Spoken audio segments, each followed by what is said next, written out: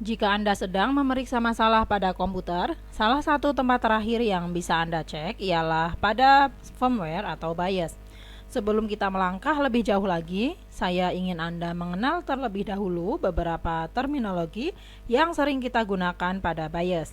Beberapa istilah penting seperti firmware, BIOS, UEFI, CMOS, dan semua kata-kata yang berbeda. Pastikan bahwa Anda sudah familiar dengan beberapa istilah tersebut. Akan saya beri contoh. Ini adalah sebuah foto dari salah satu firmware pada motherboard yang pertama kali dibuat. Kita bisa amati di sini ada dua chip. Salah satu chip yang nampak sedikit berkilau di sini. Chip ini dinamakan EEPROM. Ini adalah sebuah programmable read-only memory yang dibuat di pabrik motherboard dan tak pernah berubah hingga sekarang.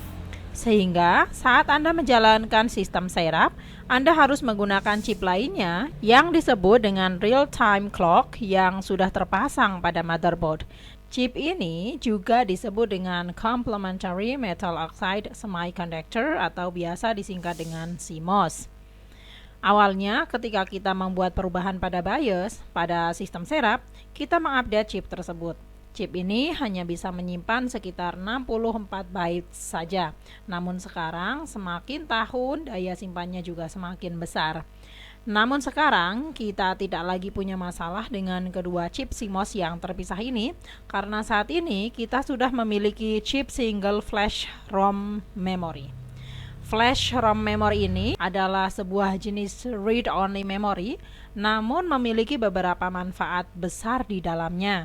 Di antaranya, kita bisa flash atau memprogram ulang jika kita ingin mengupdate BIOS. Jadi, bisa dibilang ini adalah sebuah fitur yang sangat keren.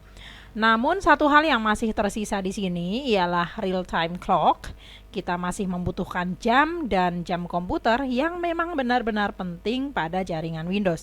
Misalnya, semua komputer yang ada pada jaringan harus memiliki ketepatan jam yang sama, ketepatan waktu yang sama untuk bisa mensinkronisasikan dalam waktu milisecond pada waktu yang sama.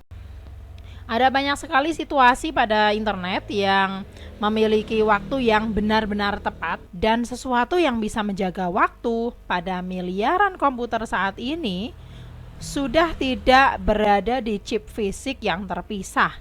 Namun, real-time clock masih tetap ada. Chip membutuhkan daya listrik. Jika chip membutuhkan daya listrik, bagaimana saat kita mematikan komputer? Mungkin pada komputer tertentu ada power supply yang akan bisa mengalirkan aliran listrik ke motherboard. Namun, bagaimana saat kita cabut aliran listriknya? Pada kasus ini, kita kembali lagi pada sebuah baterai CMOS tadi. Setiap motherboard yang ada pada setiap komputer pasti memiliki sebuah baterai yang sudah terpasang. Akan saya tunjukkan kepada Anda baterai yang sudah terpasang pada sistem komputer. Biasanya baterai terletak di bawah video card. Ini adalah jenis baterai yang pada umumnya berada pada motherboard ukuran terkecil.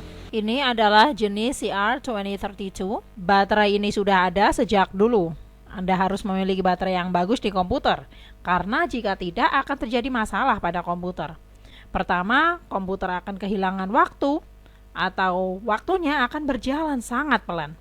Ini adalah salah satu gejala penyebab performa baterainya sudah menurun. Hal buruk lainnya yang bisa terjadi ialah jika baterainya mati, semua informasi sistem akan hilang.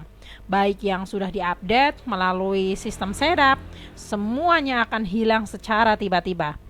Semua password yang sudah dimasukkan juga ikut hilang. Semua tampilan kembali ke tampilan default.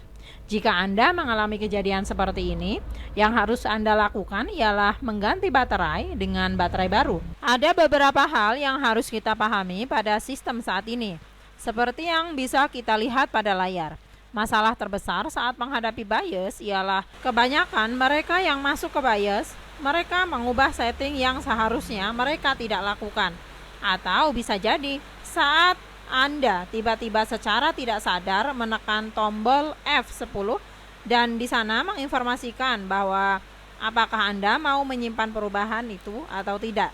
Jika tidak ingin mengubah perubahan, bisa diklik cancel saja. Anda bisa masuk, namun jangan sekali-kali menyimpan perubahan settingnya. Hal lainnya yang biasa Anda lihat pada sistem saat ini ialah beberapa form setting yang berbeda. Mungkin saat kita buka, kita tidak tahu setting tentang apa atau apa yang sedang Anda lakukan. Pilih yang menurut Anda oke dan normal, karena bisa jadi saat Anda mengubah settingan dan komputer tidak bisa dinyalakan, Anda tahu bahwa itu adalah kesalahan Anda karena Anda yang sudah masuk ke sistem. Anda bisa masuk kembali ke sistem dan ubah ke settingan normal atau default. Kita juga harus paham bahwa tampilan sistem setup biasanya sangat berbeda. Tidak bisa kita samakan secara keseluruhannya. Saat ini saya menggunakan BIOS brand Asus, namun bisa jadi tampilan brand Asus lainnya juga tidak akan sama. Ini adalah beberapa contoh tampilan sistem setup yang berbeda dan bisa menjadi referensi bagi Anda. Meskipun memiliki tampilan layar yang berbeda, namun biasanya masih memiliki settingan yang sama. Hal terakhir yang akan saya tunjukkan ialah hal yang bisa jadi paling berbahaya, yakni melalui proses flashing. Flashing bisa berarti mengupdate semua perangkat tegar yang berada di flash chip pada motherboard. Jika Anda tidak menjalankannya dengan benar, bisa jadi motherboard Anda akan terbuang sia-sia. Jadi Anda harus paham beberapa aturan dan tips penting saat proses flashing. Yang pertama, jangan sampai aliran listrik terputus saat flashing. Anda bisa menggunakan power supply cadangan misalnya. Yang kedua, pastikan Anda sudah memiliki salinan lengkap dari flash update. File yang bisa Anda download sendiri sesuai dari manufaktur motherboard. Dan pastikan pula mengapa Anda melakukan flashing. Jangan hanya karena ada update flashing terbaru kemudian Anda ingin flashing. Anda harus membaca, mengamati, dan kemudian baru memutuskan apakah memang harus di flashing atau tidak. Ini adalah hal yang sangat serius. Karena amat pentingnya, sehingga banyak manufaktur motherboard saat ini meletakkan 2 chip pada motherboard. Kalau salah satunya rusak, setidaknya kita bisa memperbaiki sistem dari chip BIOS satunya lagi.